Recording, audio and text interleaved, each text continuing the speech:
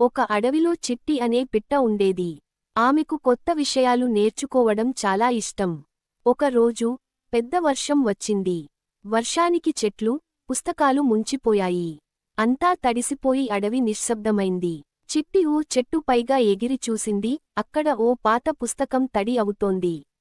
ఆమె వెంటనే తాడుపెట్టుతో దాన్ని తీసుకుని పర్వతం మీద ఉన్న తన పిట్టల గూడు దగ్గరకి తీసుకెళ్ళింది. చిమ్మ చీకటిలో చిట్టి ఆ పుస్తకాన్ని తుడిచింది. పేజీల మధ్య ఓ విత్తనం కిందపడి ఉంది. పుస్తకం చివరి పేజీ చెబుతుంది, ఈ విత్తనం ఎక్కడ నక్షత్రాల కాంతి తాకుతుందో అక్కడ నాటు, జ్ఞానం మొలకెత్తుతుంది.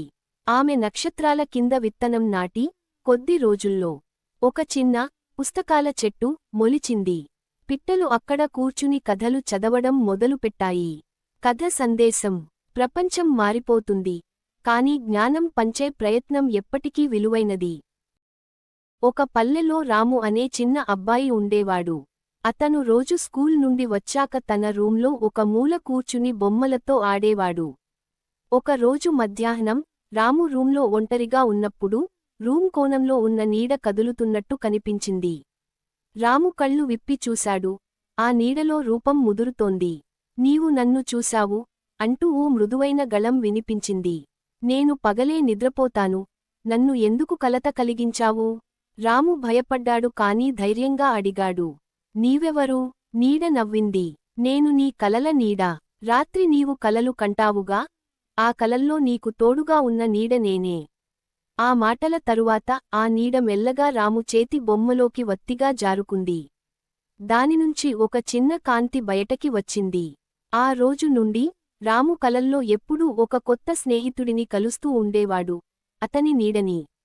అలంకార కాగితంతో చుట్టిన బహుమతి. కథ సందేశం: కలలలో కనిపించే భయాలు మనలో దాగి ఉన్న ఊహాశక్తి రూపమే. ఒక ఊరిలో ఓ చిన్నారి పేరు నియా. ఆమెకి ఓ విచిత్రమైన నీడ ఉండేది. ఆ నీడ ఒక్కోసారి ఆమె కంటే ముందు నడుస్తుండేది, ఒక్కోసారి వెనక్కి తిరిగినట్టు అనిపించేది. చదువుకు వెళ్తుంటే నీడ మాత్రం నిద్రపోతూ కనిపించేది. నియా ఆశ్చర్యపోయేది, నేను జాగ్రత్తగా నడుస్తుంటే నీడ ఎలా నిద్రపోతుంది? ఒకరోజు రాత్రి నియా కలలో ఓ మాంత్రికుడు వచ్చాడు. ఆయన చెప్పాడు, నీ నీడ పగలే నిద్రపోతుంది, ఎందుకంటే రాత్రిళ్ళు అది మాయాజాలపు ప్రపంచానికి వెళ్ళిపోతుంది. నియా నిద్రలేచిన వెంటనే తన నీడ వెనకనే నడిచింది. ఆ నీడ ఓ చెట్టు కిందికి తీసుకెళ్ళింది. అక్కడ చంద్రకాంతి పూల తోట ఉంది. ఆ పూల తాలూకు వెచ్చదనంతో నియా ఒక్కసారిగా మబ్బులపై నడుస్తూ, వింత పక్షులతో మాట్లాడుతూ, నీడతో కలిసి తేలిపోయింది. కాని అక్కడ ఓ సమస్య ఉంది. నీడ నిద్రపోతే నియా మాయ ప్రపంచంలోనే జారిపోతుంది. కాబట్టి నియా ఓ చిన్న పూల గిన్నె తయారుచేసి తన నీడ కోసం ఒక కాఫీ ముఠా ఇచ్చింది. నోరు తెరిచి సంతోషంతో నవ్వుతున్న ముఖం. ఇప్పుడు నీడ రోజూ టిఫిన్ టైంలో అలర్ట్గా ఉంటుంది. మెరిసే నక్షత్రం. కథ సందేశం: మనం కనిపించని విషయాలను విశ్వసిస్తే కొత్త ప్రపంచాలు మన ఎదురుగా తెరచుకుంటాయి. Create Ghibli style images.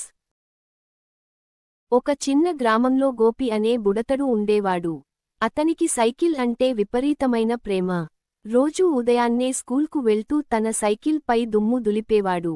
ఒకరోజు గోపి సైకిల్ పై నడుస్తున్నప్పుడు ఓ చిన్న బొక్క పిల్ల, గోట్ కిడ్, పక్కనుంచి పరిగెత్తుతూ వచ్చి అతని సైకిల్కు ఎక్కేసింది.